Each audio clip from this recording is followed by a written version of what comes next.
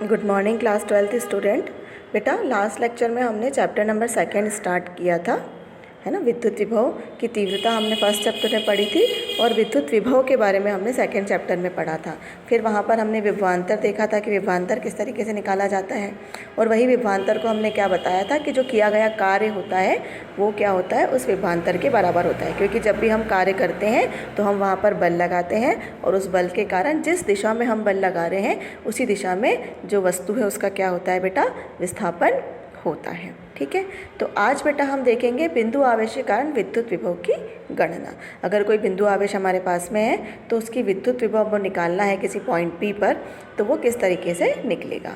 तो देखिए बेटा, चित्रानुसार बिंदु आवेश Q से R दूरी पर स्थित बिंदु P पर, बिंदु आवेश Q से R दूरी पर स्थित है बिंदु P, जहाँ पर हमें क्या निकालना है, विद्युत विभव निकालना है बेटा।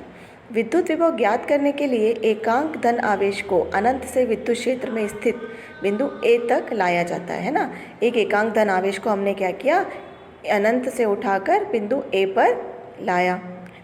इस बिंदु आवेश के कारण विद्युत क्षेत्र की तीव्रता हमें क्या करनी है, निकालनी है बेटा। ठीक है, अब विद्युत क्षेत्र की तीव्रता तो हमें पता होती है कितनी होती है, E बराबर से 1/4πε0 Q अपॉन में x स्क्वायर हमने यहाँ पर ले लिया है, क्योंकि जो हमने बिंदु की दूरी मानी है वो A पॉइंट की, वो कितनी मान ली है बेटा, यहाँ पर हमने x मान ली है। इसको हमने इक्वेशन नंबर 1 यहाँ पर दे दिया है।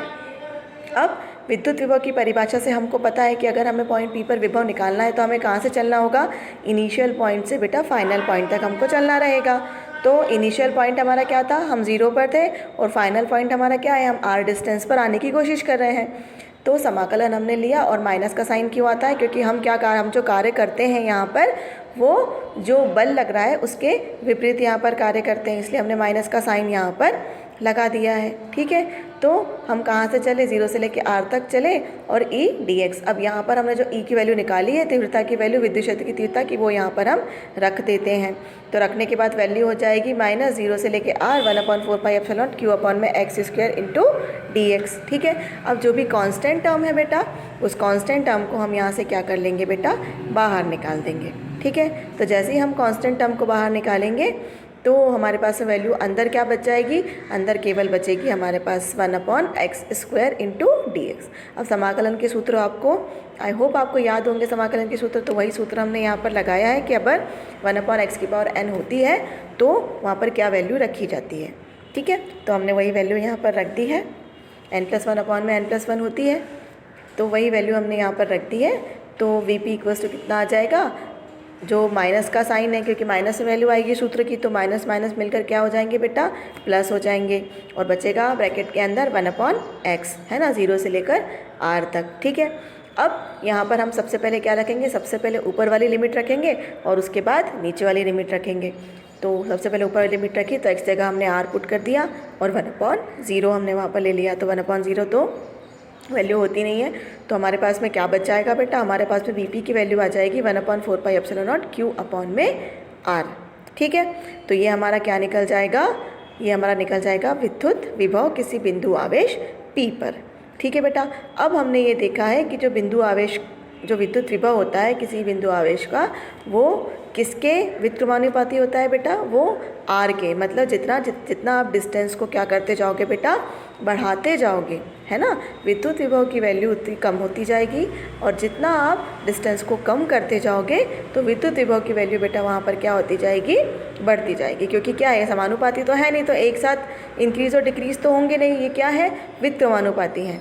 तो जब एक बढ़ेगा तो दूसरा घटेगा, और जब दूसरा घटेगा तो पहला वाला बढ़ जाएगा। ठीक है, और इसके अलावा जो 1/4πε0 है, इसी जगह हम क्या पुट कर सकते हैं बेटा, k भी पुट कर सकते हैं, क्योंकि ये किसकी वैल्यू होती है, ये k की वैल्यू होती है, तो ये k की वैल्यू भी हम यहाँ पर रख सकते हैं। तो आप Vp = k Q अपॉन में R, ये वैल्यू आपकी निकल कर आ जाती है किसी बिंदु आवेश पर। ठीक है, तो समझ में आया है। देखिए पॉइंट A तक हम पहले उसे लेकर आए थे, है ना, फिर पॉइंट A से और हम P की तरफ उसको लेकर जा रहे थे, तो डिस्प्लेसमेंट जो हमने किया था, जो विस्थापन वहाँ पे हुआ था वो x dx हुआ था, है ना। हम छोटा सा विस्थापन था, हमने बोला था कि हम छोटा सा कार्य कर रहे हैं, और जब भी हम कार्य करते हैं जो बल लग रहा है, जो बल उस बिंदु आवेश के कारण लग रहा था उसके विपरीत दिशा में कार्य करते हैं, इसीलिए हम माइनस का साइन को वहाँ पर साथ में लेकर चलते हैं। ठीक है बेटा, क्लियर है, समझ में आ गया होगा। अब नेक्स्ट देखो बेटा, यदि आवेश धन आवेश हो तो विद्युत विभव भी धनात्मक होता है, और यदि आवेश ऋणात्मक हो तो विद्युत विभव भी ऋणात्मक होता है। ठीक है, अगर हमारे पास धनात्मक आवेश है तो विद्युत आवेश क्या निकलेगा, विद्युत विभव भी वहाँ पर धनात्मक ही निकलेगा, और अगर हमारे पास में ऋणात्मक आवेश है तो विद्युत विभव भी वहाँ पर क्या निकलेगा बेटा, ऋणात्मक निकलेगा। विद्युत विभव तथा विद्युत क्षेत्र की तीव्रता का दूरी के साथ परिकलन संयुक्त रूप से दर्शाइए, है ना। अब अगर बात करें कि विद्युत विभव और विद्युत क्षेत्र की तीव्रता, जो हम पहले चैप्टर में पढ़ चुके हैं, वो किस तरीके से दूरी पर निर्भर करते हैं। तो दोनों ही जो दूरी होती है, जो डिस्टेंस होती है, उसके बेटा अव्युत्क्रमानुपाती होते हैं। देखिए V भी व्युत्क्रमानुपाती है 1/r, और E भी व्युत्क्रमानुपाती है यहाँ पर r² के। ठीक है, तो जैसे जैसे हम डिस्टेंस को बढ़ाते जाते हैं तो विभव कम होता है, और उसकी दुगनी तेजी से क्या कम होएगा, वहाँ पर विद्युत क्षेत्र की तीव्रता भी जो होगी वो कम होगी, क्योंकि वहाँ पर क्या है, स्क्वायर है ना। तो अगर हमने जैसे ग्राफ में आपको दिख रहा है कि E हमने ले लिया और V ले लिया, एक इस साइड में, और R ले लिया, है ना।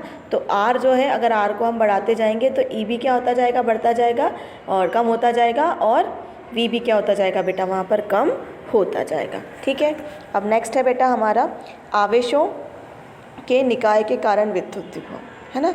अभी हमने क्या लिया था, एक सिंगल बिंदु आवेश लिया था। अब हमारे पास में ज़्यादा बिंदु आवेश हैं, तो उस तरीके से हम कैसे विद्युत विभव को निकाल सकते हैं वो हम देख लेते हैं बेटा। माना एक निकाय जिसमें n आवेश उपलब्ध हैं, इसलिए प्रत्येक आवेश का विभव, हमने मान लिया कि एक निकाय है जिसके अंदर n आवेश है, तो उसका विभव कितना हो जाएगा बेटा। V1 के लिए अगर पहला आवेश Q1 की बात करें तो V1 equals to 1/4πε0 Q upon में R1। ठीक है, R1O जो डिस्टेंस हमने मान ली है R1 0, तो 10 मान लिया हमने। ठीक है, फिर V2 के लिए 1/4πε0 Q अपॉन में R2 0, फिर Vn हो जाएगा वैसे ही, तो 1/4πε0 Qn अपॉन में Rn 0। ठीक है, अब हम सबको क्या करेंगे, अध्यारोपण का सिद्धांत अगर हम लगाते हैं वहाँ पर, तो उससे क्या होता है, Vp इक्वल्स टू क्या हो जाएगा, V1 + V2 + V3 + Vn। तो जो भी हमने बेटा यहाँ पर V1, V2, V3 की वैल्यू निकाली है और V1 की वैल्यू निकाली है, उसको हम क्या करेंगे बेटा, उसको हम इसके अंदर रख देंगे। ठीक है, तो जैसे हम V1 की वैल्यू रखेंगे और V2 की वैल्यू रखेंगे और V3 की वैल्यू निकाल, और Vn की वैल्यू भी रख देंगे। ठीक है, तो हमारे पास में जो कॉमन टर्म्स है बेटा, वो क्या निकल के आ जाएगी, कॉमन टर्म्स हमारी बेटा निकल के आ जाएगी कि जो 1/4πε0 है ना, और Q1 Q2 तो अलग अलग आवेश है वहाँ पर, लेकिन सभी जो हमारा जो विभव निकला है उन सब में बेटा कॉमन टर्म कौन सी है, कॉमन टर्म है 1/4πε0, और इसको हम क्या बोलते हैं, ये क्या है, कांस्टेंट टर्म भी होती है। तो इस कांस्टेंट टर्म को हम क्या करते हैं, वैसे ही सबसे पहले ही ब्रैकेट के बाहर निकाल लेते हैं।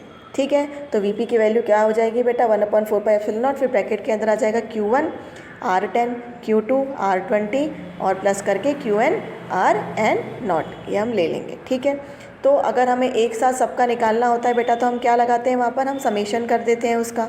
तो वहाँ पर हमने समेशन कर दिया i = 1 से लेके i = n तक। ठीक है, और Qi अपॉन में क्या आ जाएगा, Ri0 वहाँ पर आ जाएगा। तो अगर एक से ज़्यादा आवेश है तो ये वैल्यू वहाँ पर